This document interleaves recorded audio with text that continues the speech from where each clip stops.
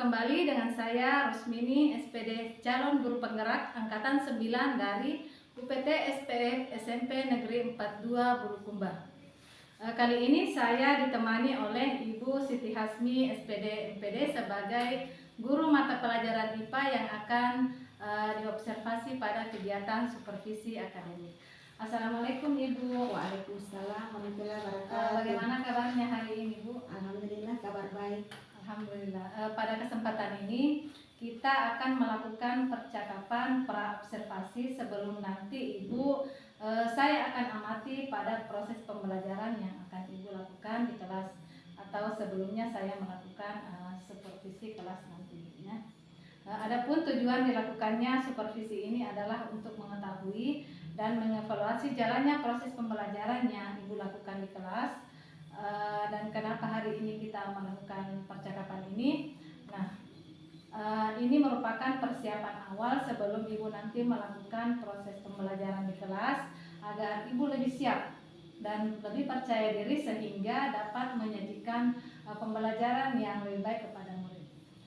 Di sini ada beberapa pertanyaan yang ingin saya sampaikan, Bu. Yang pertama, apa tujuan pembelajaran yang ingin Ibu capai di kelas? Baik, tujuan yang akan dicapai pada pembelajaran ini adalah melalui literasi dan diskusi kelompok, peserta didik dapat mengidentifikasi hewan-hewan yang menghasilkan listrik. Oh iya, itu tujuannya, Bu.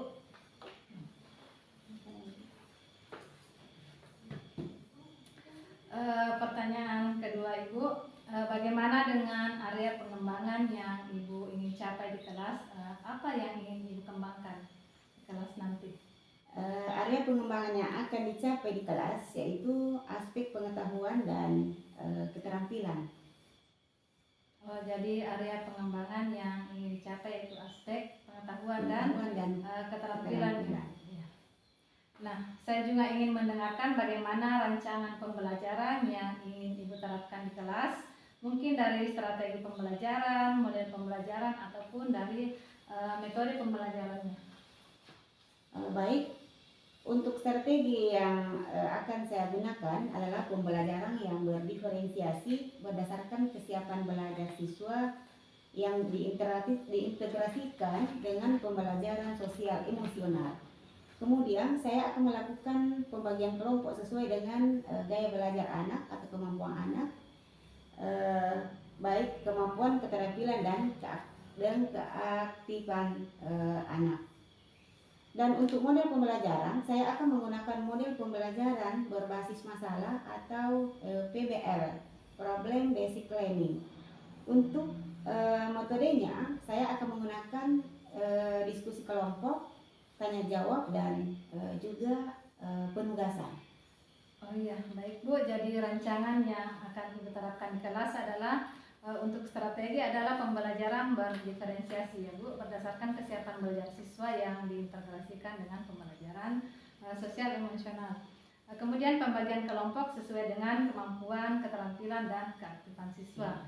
Ya, dan untuk model pembelajaran Ibu menggunakan model pembelajaran berbasis masalah atau problem based learning ya Bu. Kemudian untuk metodenya Ibu akan menggunakan diskusi kelompok, tanya jawab, dan juga penugasan. Nah, bagaimana dengan media pembelajaran yang akan Ibu gunakan nanti di kelas? Ya, untuk media saya biasanya menggunakan beberapa media. Dalam hal ini ada LKPD, PowerPoint, LCD, dan harus ada laptop. Jadi seperti itu ya Bu. Jadi ada LKPD, PowerPoint, LCD, dan laptop yang disediakan ya Bu. Baik, kira-kira kapan nih Ibu akan melakukan kegiatan pembelajaran tersebut? Maksud saya di hari apa, kelas berapa, dan di jam berapa? Kebetulan jadwal saya ada di hari Selasa jam ke-3-4 di kelas 9. Baik Bu, di hari itu nanti saya akan datang ke kelas Ibu untuk melakukan supervisi kelas, untuk melihat dan mencatat hal-hal apa saja yang terjadi di dalam kelas. Nanti setelah Ibu melakukan proses pembelajaran kelas, kita akan kembali melakukan percakapan pasca observasi ya Bu. Jadi nanti saya akan didampingi oleh pengajar praktik Ibu Miftah Hujana. Dan sebelum kita akhiri percakapan ini, kira-kira apa yang Ibu dapatkan dari hasil percakapan kita hari ini? Baik, dalam hal ini saya mendapatkan beberapa gambaran yang terkait dengan persiapan di kelas, seperti strategi, model, metode maupun media yang akan saya gunakan nanti di kelas, insya Allah. Baik Bu, terima kasih atas waktunya dan sudah bersedia berbincang-bincang dengan saya dan sampai bertemu di tahap observasi nanti di kelas. Demikian percakapan pra observasi bersama Ibu Siti Hasmi SPD NPD. Wassalamualaikum warahmatullahi wabarakatuh. Assalamualaikum.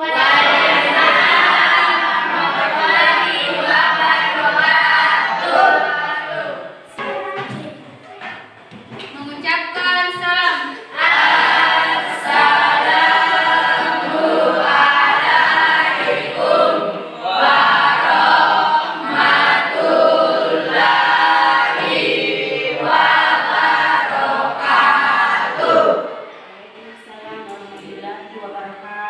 Duduk. Ini ada yang tidak hadir? Siapa? Oh, Mirna. Jadi baru kali ini ada rekan kalian yang tidak hadir. Seperti hari sebelumnya semua hadir. Baik, kalau ada teman kita yang kena musibah ataupun sakit, sebaiknya kita mendoakan semoga Mirna dapat sehat kembali dan dapat mengikuti pelajaran seperti biasa. Amin. Kita kali ini adalah yang pertama, mengidentifikasi hewan-hewan penghasil listrik. Ini ada salah satu hewan penghasil listrik. Ada yang mau bertanya? Oke, Dika, silakan Dika. Apa yang bertanyakan Dika? Yang lain bantu tanya. Echidna itu hewan darat atau laut Ibu?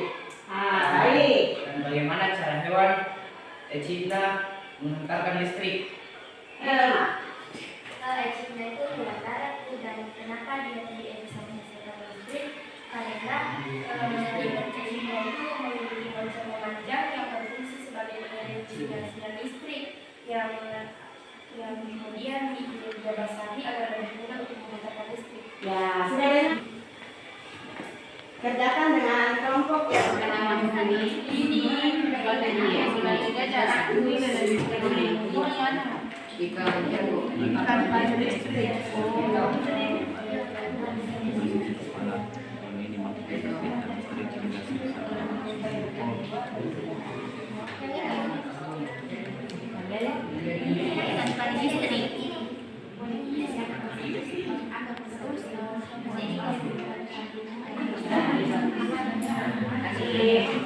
Baca baik-baik ciri khas yang dimiliki. Jadi masing-masing kuasai satu ciri khusus.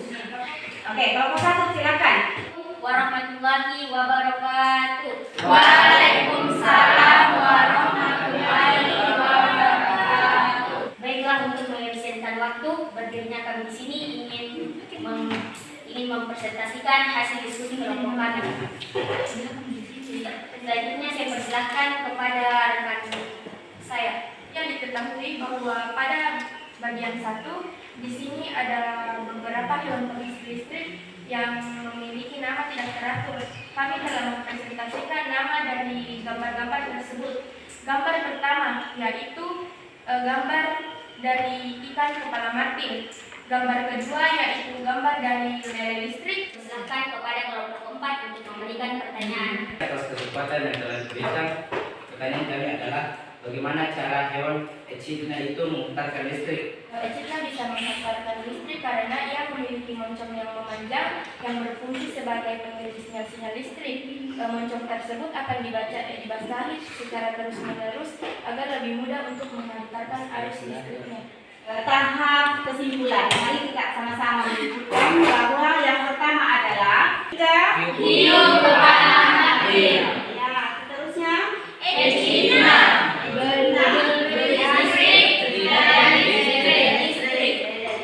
saya akan membagikan refleksi untuk kalian bisa isi setiap orang ya.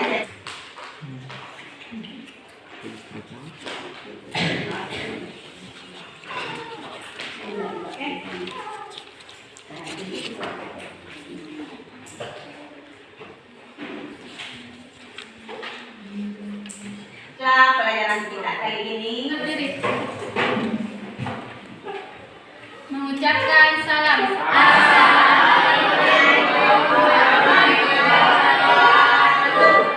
Waalaikumsalam warahmatullahi wabarakatuh. Assalamualaikum warahmatullahi wabarakatuh. Berjumpa kembali di percakapan pasca observasi bersama saya Rosmini SPD, calon guru penggerak angkatan 9 dari UPT SPF SMP Negeri 42 Buluran Batu. Kali ini saya masih ditemani oleh Ibu Siti Hasmi, SPD MPD sebagai guru yang telah diobservasi pada kegiatan supervisi akademik, dan saya juga ditemani oleh Ibu Miftahul Jannah SPD MPD selaku pengajar praktik pada pendidikan guru penggerak angkatan 9. Assalamualaikum Ibu. Assalamualaikum Ibu. Waalaikumsalam. Bagaimana kabarnya hari ini Bu? Alhamdulillah baik. Baik, di percakapan pasca observasi ini saya akan memberikan beberapa pertanyaan kepada Ibu terkait dengan jalannya proses observasi kelas yang sudah kita lakukan dengan tujuan untuk mengevaluasi sejauh mana proses pembelajaran yang Ibu sudah lakukan. Untuk pertanyaan yang pertama, bagaimana perasaan Ibu terkait dengan jalannya kegiatan observasi kelas yang sudah berlangsung di kelas? Iya, pada saat kemarin kita di observasi di kelas, awalnya sih ada sedikit rasa tegang, namun seiring dengan berjalannya waktu itu kembali normal dan seperti biasa kita sebagai pendidik yang namanya dia itu sudah menjadi hal yang biasa. Seperti itu ya. Bisa diceritakan kembali Bu, bagaimana area pengembangan yang ingin Ibu lakukan di dalam kelas, kemudian langkah-langkah atau tahapan-tahapan pembelajaran apa yang sudah Ibu lakukan di dalam kelas? Oke. Kalau berbicara tentang tahapan sebelum kita berada di kelas, seorang pendidik itu biasanya membuat, yang pertama adalah membuat perangkat pembelajaran. Dalam hal ini ada RPP ya, dan yang lain. Kemudian untuk area pengembangannya, kalau saya biasanya selalu ada 3 hal yang saya mau kembangkan baik di kelas maupun di luar kelas. Yang pertama adalah tentang afektif, kognitif, dan psikomotorik. Dalam hal ini yang dikembangkan dalam afektif itu biasanya tentang kedisiplinan anak, baik kedisiplinan kehadiran, kedisiplinan berpakaian, kedisiplinan berbicara. Kemudian yang kedua tentang kognitifnya atau pengetahuannya. Adapun di sini yang saya kembangkan pada saat di observasi kelas yaitu tentang kelistrikan pada sistem saraf dan hewan yang mengandung listrik. Kemudian adapun yang dikembangkan di keterampilan yaitu siswa dapat mengamati gejala listrik statis dalam kehidupan sehari-hari. Oh ya, baik Bu. Jadi area pengembangannya berkaitan dengan area pengetahuan dan keterampilan, kemudian afektif, ya, kognitif dan motorik anak. Ya. Nah, menurut Ibu sejauh mana area pengembangan yang Ibu sudah sampaikan tadi? Apakah sudah berhasil dilakukan di dalam kelas atau bagaimana? Nah, sebenarnya apa yang saya kembangkan itu sebenarnya sudah berjalan dengan baik. Namun tentunya masih ada hal yang mungkin kekurangan di setiap sisi-sisi yang kita lakukan, tapi itu menurut saya itu hal biasa. seperti itu. Jadi menurut Ibu sudah berjalan dengan baik di kelas, namun masih terdapat beberapa kekurangan. Nah, menurut Ibu apa sih kekurangan itu, atau mungkin kendala-kendala yang Ibu hadapi selama proses pembelajaran di kelas? Bisa diceritakan? Baik, dari kekurangan yang kami dapatkan biasanya ketiga-tiganya ada deh. Ada dari sisi sikap, pengetahuan maupun keterampilannya. Sikapnya biasanya pada saat anak-anak masuk kelas, kadang ada yang tidak beri salam atau menyapa dengan teman itu kurang sopan. Dalam hal pengetahuan, pada saat mengikuti kegiatan diskusi, kadang ada yang tidak betul-betul tidak, kurang aktif lah. Ya, begitu pula dengan keterampilannya. Oh, jadi seperti itu kendala yang dihadapi oleh Ibu di kelas. Jadi ada beberapa siswa yang kurang aktif dan menunjukkan sikap yang Kurang terpuji kurang lah. respon lah ya.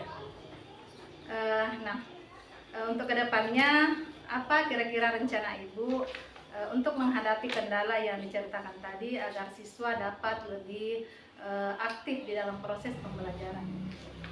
Kalau hal ini sesuai dengan apa yang kita dapatkan, baik di membaca buku maupun melihat membuka PMM, insya Allah kedepannya mungkin kami akan membagi kelompok berdasarkan berdasarkan gaya belajarnya anak. Apakah mungkin dikelompokkan siapa yang di visual, auditori dan di kinestetik, agar siswa dapat belajar sesuai dengan minat dan bakatnya. Baik, jadi kedepannya Ibu akan ceritanya menyesuaikan pembelajaran sesuai dengan gaya belajar siswa Ibu. Jadi ada gaya belajar yang visual, auditori, dan kinestetik. Mereka dikelompokkan sesuai dengan gaya belajarnya sehingga siswa akan merasa lebih nyaman belajar di kelas. Semoga apa yang Ibu rencanakan ini dapat terrealisasi dengan baik dan memberikan proses pembelajaran lagi yang lebih baik ke depan di kelas. Nah, saya tunggu cerita atau kabar dari Ibu untuk apakah bagaimana rencana Ibu ini terrealisasi atau bagaimana. Nah, kira-kira kapan Ibu akan melakukan perubahan sesuai dengan rencana yang Ibu sampaikan tadi? Ya, insya Allah saya berencana secepat mungkin. Ya, secepatnya. Secepatnya. Jadi secepatnya akan dilakukan. Baik Bu, di akhir percakapan kita ini mungkin Ibu dapat memberikan kesimpulan dari semua rangkaian percakapan yang telah kita lakukan hari ini. Oh, baik. Dari keseluruhan percakapan kita kali ini ada hal yang ingin saya simpulkan, diantaranya untuk pembelajaran ke depan kita sebaiknya melakukan pembelajaran yang berdiferensiasi, dan untuk memaksimalkan pembelajaran anak di kelas sebaiknya anak itu dikelompokkan berdasarkan gaya belajarnya, diantaranya berdasarkan misalnya anak yang visual, auditori, dan kelompok kinestetik. Mungkin itu yang Baik, jadi kesimpulannya siswa harus dikelompokkan sesuai dengan gaya belajarnya, seperti yang visual, kinestetik, dan audio. Baik Bu, untuk percakapan kita kali ini mungkin sampai di sini. Terima kasih sudah meluangkan waktu. Semoga apa yang kita rencanakan ke depan dapat terwujud dengan baik, Bu. Baik, selanjutnya saya berikan kesempatan kepada Ibu Mita selaku pengajar praktik untuk memberikan umpan balik atau tanggapan terkait jalannya percakapan pasca observasi tadi. Ya, terima kasih Ibu Rosmini. Alhamdulillah saya memberikan apresiasi yang luar biasa ya atas percakapan di pasca observasi dengan teman sejawat Ibu Siti Hasmi. Jadi alhamdulillah terima kasih banyak Bu sudah meluangkan waktunya untuk Ibu Rosmini.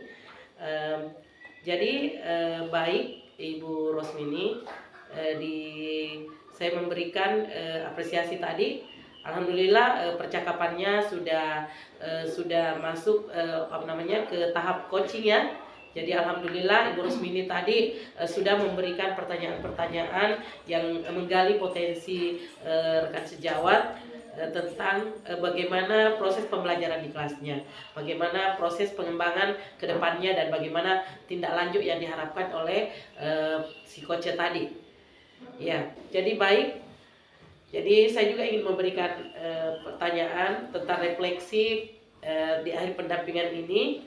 Jadi setelah Ibu Rosmini mengikuti pembelajaran mulai dari modul 1 sampai modul 3, kira-kira yang mana materi yang Ibu sudah kuasai dan sudah Bu Rosmini praktekkan? Saya sudah mempraktekkan ini masalah coaching supervisi akademik Ibu, dan alhamdulillah praktek kemarin berjalan dengan baik. Jadi materi-materi yang sudah dipraktekkan coaching, apalagi yang lain yang Ibu Rosmini sudah praktekkan di kelas? Masalah yang di kelas Ibu, masalah pembentukan kesepakatan kelas.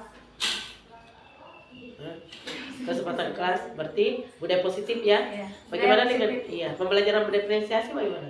Sudah juga Alhamdulillah. Berarti sudah ada beberapa materi yang Ibu sudah kuasai dan sudah diterapkan di kelas. Alhamdulillah. Jadi bagaimana perasaan Ibu Rosmini sekarang, kira-kira dari materi-materi yang sudah dikuasai masih ada tidak materi yang masih membingungkan atau ingin dipelajari lebih dalam? Masalah materi yang masih ingin saya perdalam yaitu tentang pengambilan keputusan yang bertanggung jawab itu. 9 langkah Pengambilan keputusan yang bertanggung jawab. Berarti ini masalah kepemimpinan ya. Kepemimpinan. Iya. Iya. Semoga apa yang Ibu Rosmini ingin kembangkan, perdalam itu bisa terwujud ya. Jadi bagaimana kira-kira strateginya Ibu untuk mencapai itu? Saya akan memahami materi yang telah diberikan,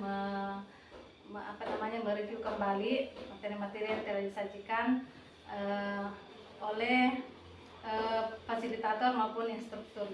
Ya, alhamdulillah Ibu Rosmini harus banyak belajar ya, supaya bisa memperdalam yang itu tadi cara pengambilan keputusan.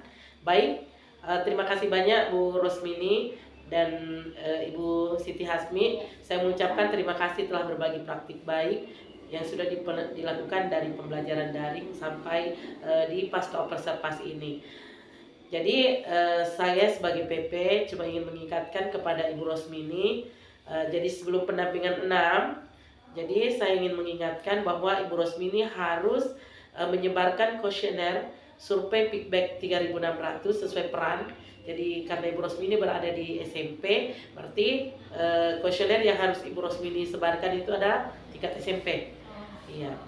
Jadi 1 responden yaitu untuk kepala sekolah, 5 guru untuk 5 kuesioner untuk guru, kemudian 5 perwakilan murid. Nah, itu yang harus Ibu siapkan sebelum pendampingan 6. Dan mengisi evaluasi pada LMS. Itu dilakukan sebelum pendampingan 6. Kemudian selain itu sebelum pendampingan 6 juga Ibu Rosmini harus menyiapkan melakukan diskusi terkait pemetaan aset. Jadi yaitu yang pertama, menentukan jadwal diskusi pemetaan aset dengan kepala sekolah, mengundang aktor yaitu kepala sekolah, rekan guru, murid, orang tua, tokoh setempat, dan perwakilan gender yang terlibat dalam diskusi. Kemudian membuat notulen hasil diskusi, mengambil foto kegiatan, dan mengumpulkan hasil pemetaan. Karena ini semua Ibu Rosmini harus siapkan sebelum pendampingan terakhir, ya pendampingan 6. Ya, alhamdulillah Bu Rosmini, begitulah akhir dari pendampingan individu kita hari ini. Semoga Ibu Rosmini bisa menyelesaikan semua rangkaian pendidikan guru penggerak ini, bisa Ibu Rosmini selesaikan dengan baik dan diberikan kesehatan. Ya, terima kasih. Assalamualaikum warahmatullahi wabarakatuh. Baik, terima kasih atas saran dan masukannya Ibu. Insya Allah saya akan mempersiapkan untuk pendampingan 6 selanjutnya. Baik, akhirnya kegiatan supervisi akademik sudah selesai, mulai dari kegiatan percakapan, pra observasi, observasi kelas, dan juga pasca observasi. Saya ucapkan terima kasih kepada Ibu atas waktunya. Saya akhiri dengan ucapan wassalamualaikum warahmatullahi wabarakatuh. Waalaikumsalam.